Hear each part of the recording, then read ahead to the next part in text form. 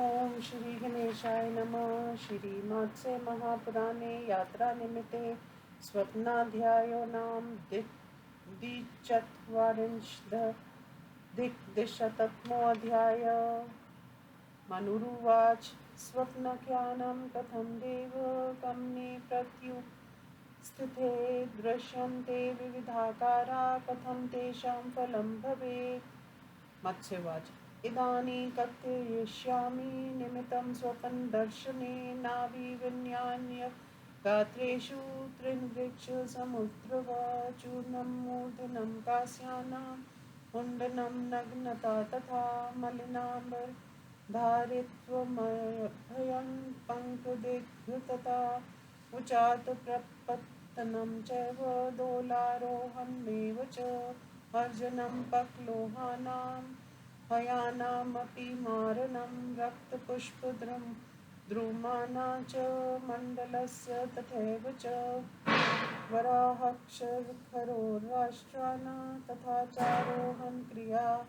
भक्षणं पक्षिमत्स्यानां तैलस्य कृत्सरस्य च नर्तनं हसनं चैव विवाहो गीतमेव च तन्त्रीवाद्यविहीनानां वाद्यानामभिवादनं स्तोत्रोवगाः गमनं स्नानं गोमयवारिणा पङ्कोदकेन च तथा महितो येन चापि यत् मातुप्रवेशो जठरे चित्तारोहणमेव च शक्रध्वजाभिपत्नं पत्नं शशिसूर्ययो दिव्यान्तरिक्षभौमानामुत्पातान च दर्शनम् देवद्विजाति भूपाल गुरूणां क्रोध एव च आलिङ्गन कुमारीणां पुरुषाणां च मैथुनं हानिश्रैव स्वगात्राणां विरेचमन्क्रिया दक्षिणाशाभिगमनं व्याधीनं नाभिभवस्तथा फलापनपहानेक्ष तथा पुष्पहानिस्तथैव च गृहाणा चैव पातक्ष गृहसम्मार्जनं तथा क्रीडा पिशाचक्रव्याधवानरक्षरनरैरपि परादभिभक्षैव तस्माच्च व्यसनोद्वकाशाय वस्त्रधारित्वं त्वत् स्त्रीक्रीडन् तथा स्नेहपानावगाहो च रक्तमाल्यानुलेपनम् एवमादीनि चान्यानि दुःस्वप्नानि विनिर्दिश्येत् येषां सङ्कथनं धन्यं भूया प्रस्वापनं तथा कल्कस्नानं तिले होर्मो ब्रह्माणां च पूजनं स्तुतिक्ष वासुदेवस्य तथा तस्यैव पूजनं नागेन्द्रो मोक्षश्रवणं ज्ञेयं स्वप्ननाशनं स्वप्नास्तु प्रथमे यामे संवत्सर विपाकिना षड्भिर्मास सदृतीये तु त्रिभयमार्षैस्त्रियके चतुर्थे मासमात्रेण पश्यतो नात्र संशया अरुणोदयवेलायां दशाहेन फलं भवेत् एकस्यां यदि वा रात्रौ शुभं वा यदि वा शुभम् पश्चाददृष्टस्तु यस्तत्र तस्य पाकं विनिर्दिशेत् तस्माच्छोभनके स्वप्ने पश्चात् स्वप्नो न शस्यते शैलप्रसादनागा श्रीवृषभारोहणं हितं द्रुमानाश्रितपुष्पानागमने च तथा द्विज द्रुमतृणो देवो नाभो तथैव बहुबाहुता तथैव बहुशीर्षतत्त्वं फलितोद्भव एव च सुशुक्लमाल्यधारित्वं सुशुक्लाम्बरधारिता चन्द्राकर्तारग्रहणं परिमार्जनमेव च शक्रध्वजालिङ्गनं च पदुचक्रिया क्रिया तथा भूम्यम्बुदनाग्रसनं शत्रुना च वत्क्रिया जयो विवादे द्यूते च सङ्ग्रामे च तथा द्विज भक्षणं चान्द्रमासानां मत्स्यानापायसस्य च दर्शनं रुधिरस्यापि स्नानं वा रुधिरेण च सुरारूधिरमध्यानामानं क्षीरस्य चथा चाथवा अन्त्रैव वेष्टनं भूमौ निर्मलं गगनं तथा मुखेन दोहनं शस्तं महिषिणा तथा गवां सिंहिणा हस्तिनी न च वड्वाना तथैव च प्रसादो देवविप्रेभ्यो गुरुभक्ष तथा शुभा अभ्यसात्वभिषेकस्तु भां श्रेष्ठस्तु तेन वा चन्द्रादभरष्टेन वा राजयज्ञो राजप्रदो हि स राजभिषेकक्ष तथा छेदनं शिरसस्तथा मरणं वहिदाहक्ष वहिदाहो गृहादिश लविधक्ष राजलिङ्गानां तन्त्रीवाद्याभिवादनं तथोदकानान्तरनं तथा विमलनन्दनं हस्तेनि वड्वानां च गवां च प्रसवो ग्रह आरोहन्मथाक्षानारोदनं च तथा शुभं वरस्त्रीणा तथा लाभस्तथा लिङ्गनं मेव च निगैडबल नन्दनं धन्यं तथा विष्ठानुलेपनं जीवतां भूमिपालानां स्वहुतामपि दर्शनं दर्शनं देवतानां च विमलानां तथान्धयास्वसां शुभान्यथैथानि नरस्तु दृष्टा प्राप्नोत यत्नाद् ध्रुवमर्थलाभं स्वप्नानि वैधर्मभृतां वरिष्ठ व्याधेर्विर्मोक्ष च तथा तुरोऽपि इति श्रीमद् महापुराणे यात्रानिमित्ते स्वप्नाद्यो नाम द्विशतचत्वारिंशदधिक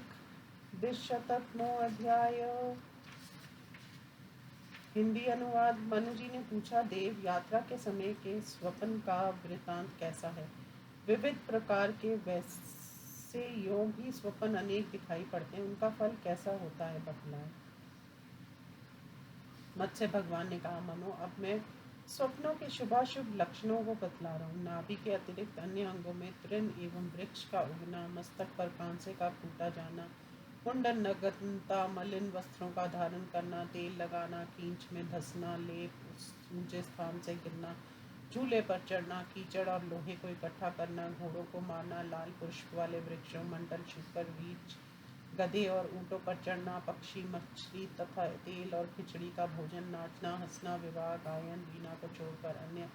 वाद्यों का स्वागत करना, जल के सोते में स्नान करने के लिए जाना, गोबर लगाकर जल में स्नान करना, इसी प्रकार कीचड़ युक्त जल में तथा पृथ्वी के थोड़े जल में नहाना, माता के उत्तर में प्रवेश करना, चिता पर चढ़ना, इंद्रध्वज का गिरना, चंद्रमा और सूर्य का पतन, दिव्य अंतरिक्ष तथा भौम उत्पातों का दर्शन, देवता, द्विजाति, राजा और गुरु का क्रोध, कुमारी कन्याओं का आलिंगन, पुरुषों के साथ संभोग, अपने ही शरीर का नाश, विरेचन, वमन, दक्षिण दिशा की यात्रा, किसी व्याधि से पीड़ित होना, वनों और तथा पुष्पों की हानि, घरों का गिरना, घरों की सिपाही होना, पिशाच, मांस भक्षी जीव, वानर, रीछ और मनुष्य के साथ क्रीड़ा करना, शत्रु से पराजित होना, उसकी ओर से किसी प्रकार की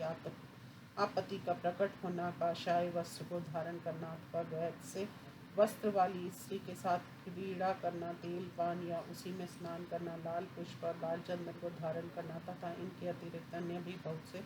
दुस्वप्न कहे गए हैं। इन्हें देखने के बाद दूसरे से कह देना तथा पुनः सोच